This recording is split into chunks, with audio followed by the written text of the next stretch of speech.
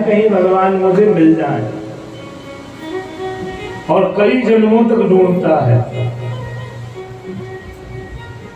लेकिन प्रेमी जो भक्ति मार्ग है वो भगवान को ढूंढता नहीं है। भगवान कहते हैं पूरा ब्रह्मांड भले मेरे भीतर है, लेकिन मैं तो तुम्हारे घर के छोटे से आलमीरा में ही विराज रहा हूं। मैं तो तुम्हारे भीतर में हूं, तुम्हारे घर में हूं। तुमको ढूंढने की जरूरत नहीं है। हम इन्हीं भक्ति मार्ग के सिद्धांतों को लेकर के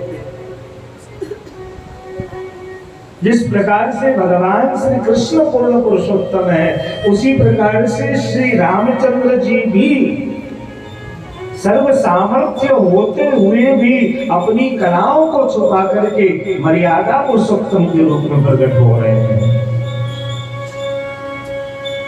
रामचंद्र जी को लेकर के जो भ्रम है संप्रदाय में, वो बहुत गलत भ्रम है। क्योंकि हमारे संप्रदाय का सिद्धांत है, क्या सिद्धांत है कि जो ब्रज के ठाकुर जी हैं उनकी ही सेवा है।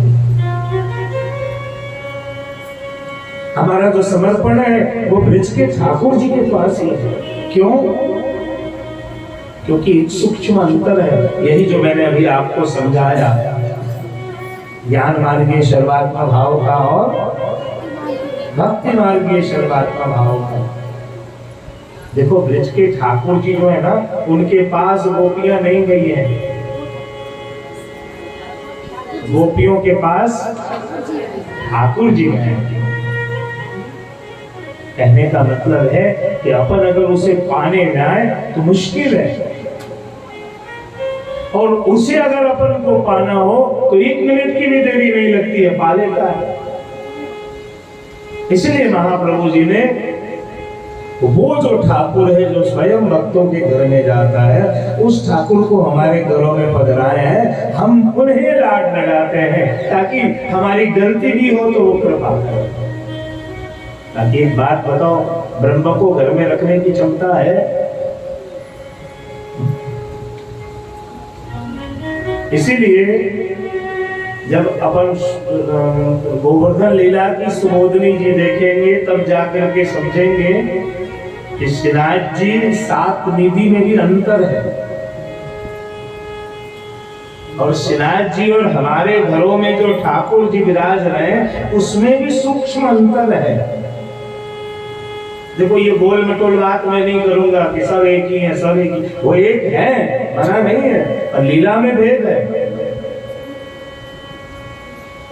श्री जी बाबा सर्वतंत्र स्वतंत्र लोक वेद सिद्ध पुरुषोत्तम है, और हमारे घरों में जो विराज रहे हैं वो यशोदोत्संग लालित रसात्मक पुरुषोत्तम है। और बीच में संप्रदाय में कल्चर खड़ा हुआ, श्रीनाथ जी के वोल्ट ज्यादा है, हमारे घर के ठाकुर जी के वोल्ट कम। भैया ये कंपैरिजन ही नहीं होना चाहिए संप्रदाय में, इसके लिए कोई जगह ही नहीं है संप्रदाय में। श्री जी का स्थान श्री जी का स्थान है। श्री जी महाप्रभु जी के लाडले लाल है। श्री जी है, वो स्वामिनी जी के ठाकुर जी है, और स्वामिनी जी के ठाकुर जी होने के बाद भी स्वामिनी जी के बस में नहीं है, उनके अधीन नहीं है। आपको याद होगा महाप्रभु जी ने 2-3 बेर श्री जी को कही कि आप घर में विराजो, तो बोले नहीं मंदिर में विराजना है, और अंतिम में मंदिर में ही विराजे, घर में नहीं विराजे। इन प्रसंगों को पढ़िए। महाप्रभु जी ने कई बार विनती करी कि आप घर में विराजो, बोले नहीं हमको मंदिर में विराजना है, और अंततः श्री जी मंदिर में ही विराजे। और जो यशोदोत्संग लालित है वो यशोदा जी के अधीन है। जैसे अपने संप्रदाय में एक बाई की वार्ता आवे, एक माजी थी, तो ठाकुर जी उनके साथ सोते थे। ठाकुर जी की आदत थोड़ी सी बिगड़ गई थी, अपनी सैया में नहीं पहुंचते थे, अम्मा के पास पहुंचते थे।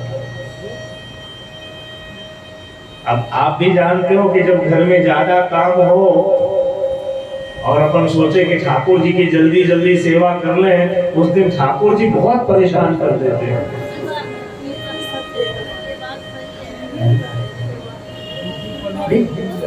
देखो, अब किसी किसी के घर में बहुत स्मार्ट बॉय होंगे तो बात अलग है। आप अब कई बच्चे होते हैं ना, बहुत सुधरे हुए होते हैं, वो देख के कि माँ बहुत बदमाश है तो अपन ही सही हो जाओ।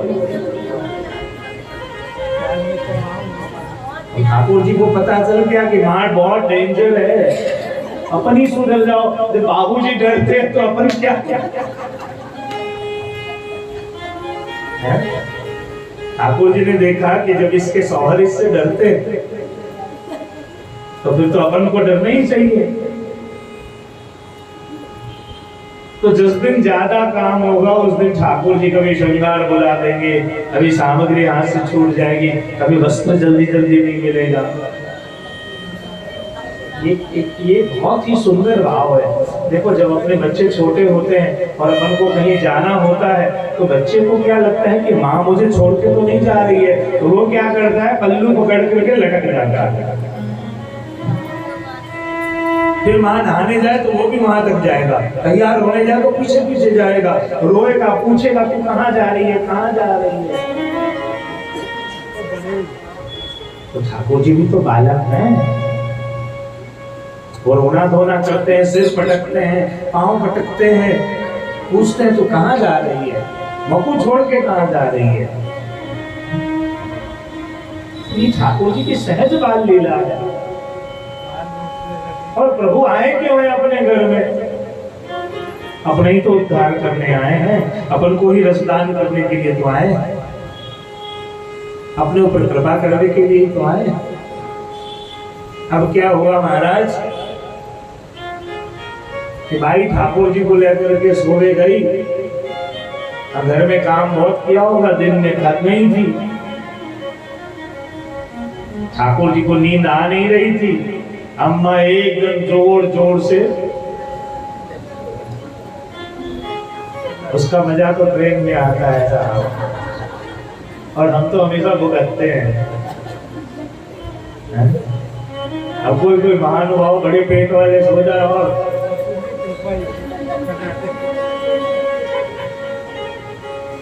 अब अपन कुछ बोल भी नहीं सकते, बोले तो नहीं। इतना करते कि 2-3 बार उनको जगा देते हैं तो करवट वरवट हो जाए तो कहीं अपनी नींद लग जाए तो ठीक, नहीं तो हम तो कई बार भुगत वो भी हो जाते हैं। अब अम्मा जोर जोर से खराटे भरने लग गई, ठाकुर जी को नींद आ रही नहीं। ठाकुर जी ने अम्मा को जगाया, रोने लग गए। अम्मा पूछी कहाँ भयो, क्यों जगे हो आप? बोले वो बिल्ली आएगी, बिलाई आएगी। बोले बिल्ली आ गई। अम्मा दौड़ कर गई, बिल्ली को भगाया, आवाज दी, फिर आई, फिर ठाकुर जी को चपटी देने लगे, धपकी मार करके। अब अम्मा जब जगती तब ठाकुर जी सोने के नाटक करते कि सो गए, और जैसे ही अम्मा नींद में जाती ठाकुर जी जग जाते। अब फिर ठाकुर जी जग गए, देखा कि अम्मा बराबर सो रही है, फिर ठाकुर जी रोने लग गए। अम्मा अम्मा बिलाओ बिलाओ। ठाकुर जी बिल्ली नहीं बोलते, बिलाओ बोलते कि अम्मा बिलाओ आएगी। अब बिलाओ सुन करके फिर अम्मा खड़ी हुई, फिर धारा धटकारा दिया, ठाकुर जी को सुनाई, फिर अम्मा सो गई। ठाकुर जी ने जब फिर से परेशान किया तब अम्मा गर्म हो गई। बोले आज बिल्ली को देख करके डर रहे हो, तो कंस का कैसे उद्धार किया? पूतना के सामने तो नहीं डरे, उस समय तो वीर बन गए, सक्कासुर के सामने तो वीर बन गए, और एक बिल्ली को देखकर डर रहे हो। तब ठाकुर जी ने अम्मा को कही कि अम्मा तू मेरे महात्म्य में कहाँ जा रही है? मेरा महात्म्य तो बहुत बड़ा है। अम्मा मुझे तो महाप्रभु जी ने तुम्हारे घर में बाल लीला का आनंद देने के लिए भेजा है, और वो आनंद और रस मैं तुम्हें प्रदान कर रहा हूँ। मेरा महात्मा तो बहुत बड़ो है। आइए एक सुंदर धर्म ही ते पायो, यह धर्म ही ते पायो, एक गुणगान करें। नीके राखे यशोदा मैया, नारायण ब्रिज आयो। और इस कीर्तन का गुणगान करने के बाद आगे की कथा में मंगल में प्रवेश करेंगे। बोलिए श्री कृष्ण कन्हैया।